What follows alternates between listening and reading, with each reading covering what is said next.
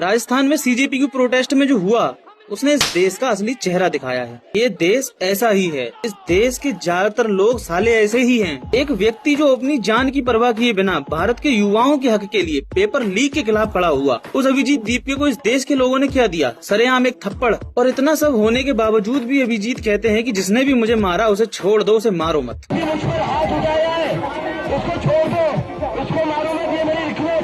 और थप्पड़ मारने वाला खुद को राष्ट्रवादी कहता है। मैं राष्ट्रवादी हूँ।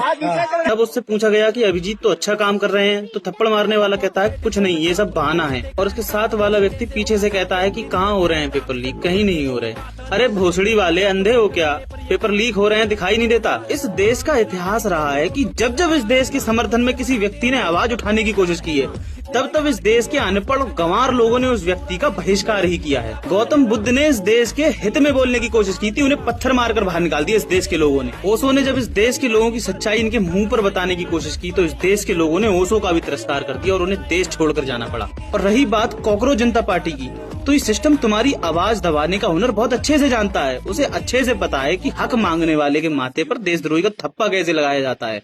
और देखना, इस देश के लोगों को फिर से धर्म की अफीम चखाई जाएगी और इस देश के लोग उसी नशे में अभिजीत जैसे लोगों को अपना दुश्मन मान बैठेंगे। अभिजीत की ये लड़ाई तुम्हारे और तुम्हारे हक के लिए पेपर लीक के खिलाफ शुरू हुई थी, लेकिन बहुत जल्द ही अब इस लड़ाई को पूरी तरह धर्म विरोधी लड़ाई में बदल दिया जाएगा। और इस लड़ाई को धर्म विरोधी लड़ाई बनाने में सबसे बड़ा हाथ रहेगा बीजेपी और आरएसएस का।